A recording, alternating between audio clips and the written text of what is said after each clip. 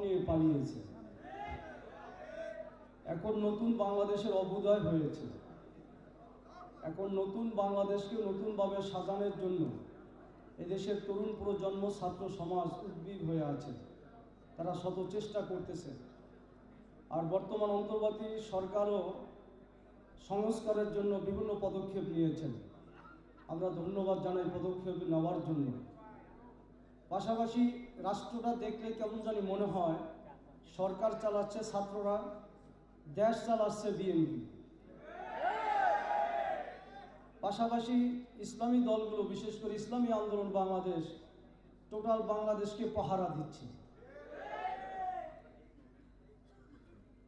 অন্তর্বর্তী সরকার যদি সংস্কার বিভিন্ন জায়গায় না করে বলেন পরবর্তী নির্বাচিত সরকার যারাই আসুক তারা এসে এই আওয়ামী লীগের আইন পরিবর্তন করে সংস্কার করবে, বিশ্বাস হয় না। এখনই একটা সংস্কার করার উত্তম সময়। এজন্য বিভিন্ন সংস্কার কমিটি করেছে। সবচেয়ে বড় সংস্কার হলো নির্বাচনী সংস্কার। কারণ টোটাল আওয়ামী লীগ নির্বাচনী ব্যবস্থা ভেঙে দিয়েছিল। এই নির্বাচনী সংস্কার করবে আশা করি।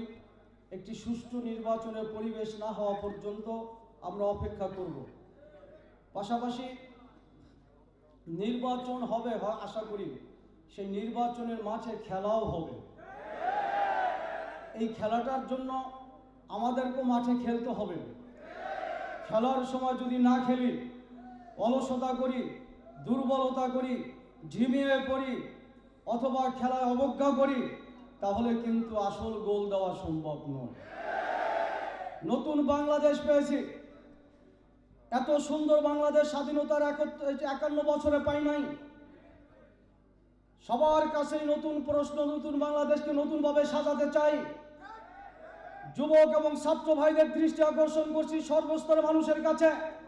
নতুন বাংলাদেশকে নতুনভাবে সাজাতে হলে 71 থেকে এই পর্যন্ত যারা রাষ্ট্র চালিয়েছে এদেরকে যদি আবার নির্বাচিত করে সরকার গঠন করার সুযোগ দেয়, তাহলে পুরানেই থেকে যাবে, নতুন কিছু আর হবে না। কি ঠিক কিনা বন্ধুরা? এজন্য নতুন ভাবে সাজাতে হলে নতুনত্ব দরকার। 71 থেকে এই পর্যন্ত রাষ্ট্র চালিয়ে দুর্নীতি, সন্ত্রাস, চাঁদাবাজি, রাহাজানি, দেশি অস্ত্র, দেশি সম্পদ বিদেশে বাজেয়াপ্ত এবং আঙ্গুল ফুলে কলাগাছ হওয়া ছাড়া কিছুই উপহার দিতে পারে নাই। সুদ, ঘুষ, মদ, জুয়া দূরীভূত করতে পারে নাই। জেনা ব্যভিচার দূর করতে পারে নাই। চাঁদাবাজি দূর করতে পারে নাই। সুতরাং এইগুলো একমাত্র দূর করতে পারে ইসলাম আর ইসলামী অনুশাসন। এই জন্য আমি আপনাদের কাছে অনুরোধ করব, টোটাল বাংলাদেশের মানুষের কাছে, ছাত্র, যুবক, কৃষক, শ্রমিক, সর্বশ্রেণীর মানুষের কাছে নতুনভাবে শপথ নেই। নতুন বাংলাদেশ গড়তে হলে ইসলামের বিকল্প নাই।